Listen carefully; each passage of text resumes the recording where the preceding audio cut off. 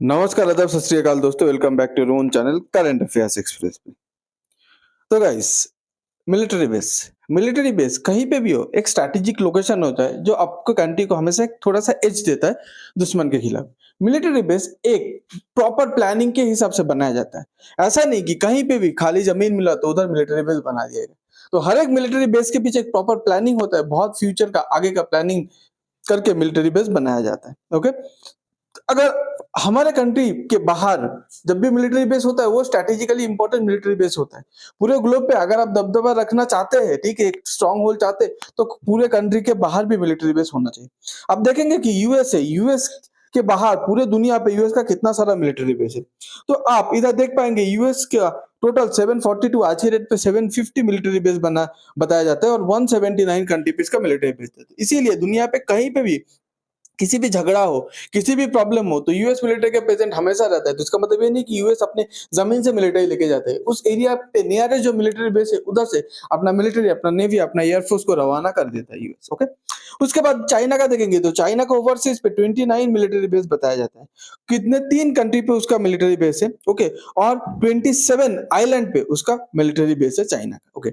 उसके बाद अगर आप फ्रांस देखेंगे तो फ्रांस का मिलिट्री बेस भी फ्रांस के बाहर, स्पेशली साउथ अमेरिका पे, आपको साउथ अमेरिकन रीजन पे 2 है और अफ्रीका पे बहुत सारा फ्रांस का मिलिट्री बेस है। उसके बाद ऑस्ट्रेलिया के बाजू में एक मिलिट्री बेस आप देख पाएंगे फ्रांस का। ओके? इसके बाद अगर हम लोग रशिया का भी देखेंगे तो रशिया का टोटल 52 मिलिट्री बेस है, वो भी 12 कंट्री पे इसका मिलिट्री बेस मतलब फैला हुआ है। तो 52 पर ये जनरली अपना मिलिट्री बेस अपने आजू-बाजू के कंट्री पे फैला के रखा है थोड़ा स्ट्रांग होल्ड के लिए। ओके? अब उसके बाद अगर हम लोग आप इंडिया का देखेंगे तो इंडिया का टोटल बाहर, ओके, तो 10 मिलिट्री बेस है। ओके? तो ये 10 military base, 10 to 11 military base है। तो इसमें 10 टू 11 मिलिट्री बेस पे ताजिकिस्तान, मतलब आज हम लोग इस मिलिट्री बेस के बारे में हम लोग बात करेंगे। ठीक है? चलो देखते हैं, ये है ताजिकिस्तान। ताजिकिस्तान पे इंडियन आर्मी का, इंडियन एयरफोर्स का एक मिलिट्री बेस था। ओके? अब ये बेस बहुत ही स्ट्रैटेजिकली लोकेटेड था क्योंकि आज के डेट पे शायद हमारा और अफगानिस्तान के बीच रिलेशन सुधरा है। बट एक टाइम पे अफगानिस्तान का जो तालिबान है वो इंडिया के ऊपर एक हॉस्टाइल व्यू रखते थे क्योंकि वो पाकिस्तान के ज्यादा नजदीक था। इसीलिए अफगानिस्तान और पाकिस्तान को एक चेक रखने के लिए, इवन की चाइना को चेक रखने के लिए, हम लोग एक स्ट्रेटेजिकली लोकेटेड ताजिकिस्तान पे एक एयरफोर्स का बेस लिए थे 2000 पे, इन द ईयर 2000, मतलब आज से 25 साल पहले। अब वो बेस को यूज करके अफगानिस्तान को हम लोग नजर रख सकते थे। पाकिस्तान को दोनों साइड से, मतलब पाकिस्तान को अगर इंडिया के साथ युद्ध करेगा तो इधर से अटैक होने का खतरा रहेगा इंडिया के साइड से, ऊपर से ताजिकिस्तान के साइड से भी अटैक होने का खतरा रहेगा। और इधर से हम लोग चाइना का जो सेंट्रल एशिया पे जो भी मूवमेंट है हम लोग उसके ऊपर नजर रख पाएंगे और डायरेक्टली चाइना के ऊपर भी हम लोग नजर रख पाएंगे। ये एरिया इतना ही स्ट्रेटेजिकली बेस्ड था। अब ये एयरफोर्स क्या था? ये एयरफोर्स इंडिया के लिए, इंडिया ज्यादा इसमें एयरक्राफ्ट डिप्लॉय करके नहीं रखा था, बट इंडिया जितना भी डिप्लॉय करके रखा था, पाकिस्तान का हमेशा रात की नींद उड़ा देता था। क्यों? क्योंकि पाकिस्तान हमेशा सोचता था कि हम लोग भले ही एक साइड से अटैक करेंगे, पर इंडिया अगर फ्रंट खोलना चाहता था ताजिकिस्तान के साइड से भी फ्रंट खोल सकता है। ठीक है? और ऊपर से इंडिया के साइड से तो फ्रंट खोल ही देगा। ठीक है? अब आज के डेट पे बोला जा रहा है कि इंडिया को ये जो एयरबेस था, जो एग्रीमेंट था ताजिकिस्तान और इंडिया के बीच, वो एग्रीमेंट खत्म हो चुका है। ताजिकिस्तान ने एग्रीमेंट को रिन्यू नहीं करवाया, तो ये एग्रीमेंट मतलब इंडिया अपना जो एयरबेस है ताजिकिस्तान पे उसको खो चुका है। ठीक है? ये एक स्ट्रेटेजिकली बहुत ही इंपॉर्टेंट एयरबेस था। चाइना को नजर पे रखते हुए, पाकिस्तान को नजर पे रखते हुए बहुत स्ट्रेटेजिकली इंपॉर्टेंट एयरबेस था, पर इंडियन गवर्नमेंट इसको खो चुका है। और सबसे बड़ी हैरानी की बात है कि 2022 पे ये डील खत्म हो गया, पर ये हम लोग के पास मतलब ना गवर्नमेंट ने जानकारी दिया देशवासी को, ना मीडिया के थ्रू जानकारी आया पूरे देशवासी को। ये सबसे हैरान होने की बात है। अगर आप देखिए इसका लोकेशन को हम लोग थोड़ा सा समझ लेते हैं। ये है ताजिकिस्तान और इधर था इंडियन एयरफोर्स का एयरबेस। तो इधर से हम लोग उज्बेकिस्तान, कजाकिस्तान, उसके बाद तुर्कमेनिस्तान, ये सब एरिया पे, किर्गिस्तान, ओके, ये सब एरिया पे मतलब सेंट्रल एशिया जिसको बोला जाता है, इसमें हम लोग अच्छे से नजर रख सकते थे। इधर से हम लोग थोड़ा सा ऊपर जाएंगे तो आपका आ जाएगा रशिया। फिर इधर से हम लोग चाइना के ऊपर नजर रख पाएंगे। चाइना का सबसे आज के डेट पे दुखती नस है सिंजियांग प्रोविंस के बारे में कोई भी बात कर ले तो चाइना बहुत घबरा जाता है, क्योंकि चाइना जैसे आपका ताइवान के ऊपर कब्जा करना चाहता है, चाइना जैसे तिब्बत के ऊपर कब्जा करके रखा है, सिंजियांग के ऊपर भी कब्जा करके रखा है। तो इधर से जैसे आप इधर से शिनजियांग के ऊपर अच्छे से नजर हम लोग इजीली रख पाते थे, और इधर से पाकिस्तान हमें से एक डर पे रहता था कि हम लोग के ऊपर कभी भी दोनों साइड से अटैक हो सकता है। दोनों साइड से मतलब ये तजाकिस्तान से एयरफोर्स उड़ के आके पाकिस्तान के ऊपर अटैक कर सकते हैं, और इंडिया तो इस साइड से अटैक करेगा। आज के डेट में ये और भी इंपॉर्टेंट हो जाता है क्योंकि हमारे साथ अफगानिस्तान का रिश्ता सुधर गया। हम लोग अफगानिस्तान के साइड से भी अटैक कर पाएंगे थ्रू अफगान फाइटर्स, तजाकिस्तान के साइड से भी अटैक कर पाएंगे, कर पाते अगर वो बेस अभी तक होता, और इधर से इंडिया के साइड से तो अटैक होता ही। बट आज के डेट पे इंडिया को खो चुका है। देखिए पाकिस्तान का हमेशा क्या डर था पता है? पाकिस्तान का हमेशा डर था कि हम लोग का, पाकिस्तान हमेशा सोचता था अफगानिस्तान के साइड तो हम लोग से अटैक नहीं होगा, तो और ईरान के साथ रिश्ता अच्छा बना के रखा था।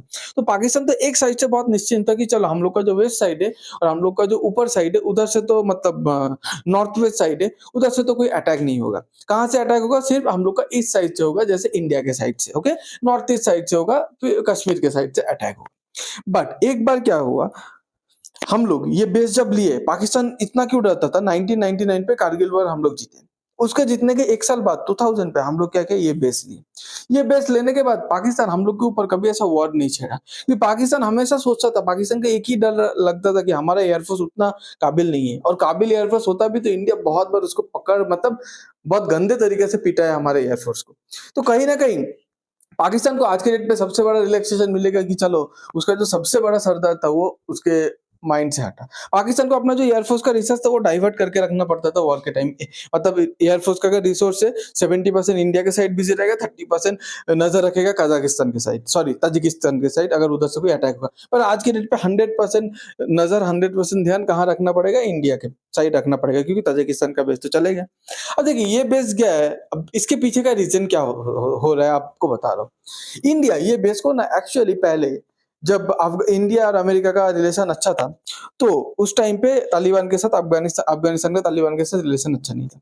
तो तालिबान को दबाने के लिए, ठीक है, उधर एक नॉर्थ फ्रंटियर बोल के फोर्स रहता था अफगानिस्तान का नॉर्थ साइड पे, मतलब ताजिकिस्तान बॉर्डर के साइड। वो फोर्स को यूएसए मदद करता था, पर यूएसए का उधर कोई एक्टिव बेस नहीं था।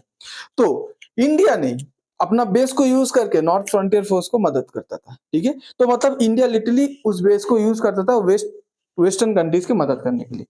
रशिया कितना भी इंडिया का दोस्त हो, ये बात रशिया को कभी कभी अच्छा नहीं लगा। आज के डेट पे अफगानिस्तान पे सब कुछ बदल चुका है, और अगर नहीं भी बदला होता, पर इंडिया यूएसए का रिलेशन उतना अच्छा नहीं है, तो इंडिया उस बेस को यूज नहीं करता है, ठीक है, नहीं करता था वेस्ट की मदद करने के लिए। बट रशिया थोड़ा लॉन्ग टर्म को सोचा, रशिया सोचा इंडिया अगर फिर से कल प्रो वेस्ट हो गए तो फिर से वो बेस यूज करेगा वेस्ट की मदद करने के लिए। और ये एकदम चाइना और रशिया के लिए अच्छी बात नहीं, क्योंकि वो इंडिया का जो वो बेस है ताजिकिस्तान का, एकदम चाइना और रशिया के दरवाजे पे। रशिया का तो मतलब इमीडिएट मतलब एकदम दरवाजे के नजदीक नहीं है, पर चाइना का लिटरली दरवाजे के नजदीक है वो। तो कहीं ना कहीं इन दोनों मिलकर प्लान करके चाइना ने बहुत सारे इन्वेस्टमेंट किया ताजिकिस्तान के ऊपर, अपना रिलेशन बढ़ाया। अब बहुत सारा विजिट किया, रशियन लीडर्स भी ताजिकिस्तान पर विजिट किया, उनको समझाया, मनाया, प्रेशराइज किया, ट्रैप किया, जो भी बोल सकते हैं। बट फाइनली ये काम निकलवाने पे उन लोग सक्सेसफुल हो गया, और फाइनली ताजिकिस्तान को बोल के इंडिया को हटा दिया। इंडिया का जो एग्रीमेंट था, जो रिन्यू होने वाला था 2022 पे, वो उसके बाद कभी रिन्यू हुआ नहीं है, ठीक है। तो इधर हम लोग बोल सकते हैं हाँ, हम लोग को एक बहुत बड़ा डिप्लोमेटिक फेल्योर है ये।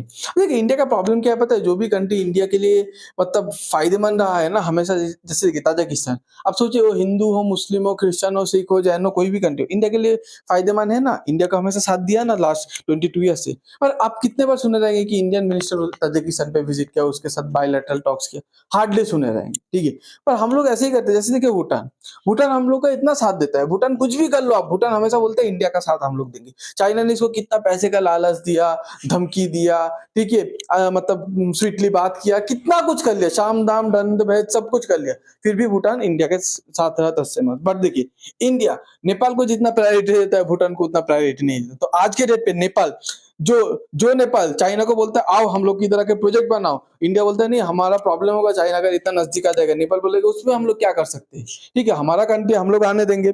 तो इंडियन कंपनी का प्रोजेक्ट कैंसिल करके क्या है, नेपाल किसको प्रोजेक्ट देता है? चाइनीज कंपनी को। फिर भी हम लोग नेपाल को ज्यादा प्रायोरिटी देता है भूटान से। कल अगर भूटान 360 रिटर्न मान लेगा ताजिकिस्तान जैसा, तो इसमें भूटान की कोई गलती नहीं है, क्योंकि हम लोग इग्नोर किए। एक एग्जाम्पल दिखाता हूँ हमारा बजट पे भूटान हम लोग फॉरेन कंट्री को असिस्ट करते हैं। भूटान को हम लोग कितना असिस्ट किए? 2150 करोड़ रुपए। और नेपाल को कितना असिस्ट किया? 700 करोड़ रुपए। आप बोलेंगे अच्छी बात है, भूटान को ज़्यादा असिस्ट कर रहे हैं। पर देखिए, भूटान को हम लोग पहले कितना असिस्ट करते थे? 2068 करोड़ रुपए, मतलब 100 करोड़ भी नहीं, लिटरली 100 करोड़ भी नहीं, 82 करोड़ बढ़ा है। बट नेपाल को हम लोग पहले असिस्ट करते थे 550 करोड़ रुपए, जिसको बढ़ा के 650 किया, फिर फाइनली 700, मतलब इसको 150 करोड़ बढ़ा दिया। क्या ज़रूरत था? नेपाल को बढ़ाने की क्या ज़रूरत था जब इंडिया को अपना मतलब दोस्त नहीं मानता है?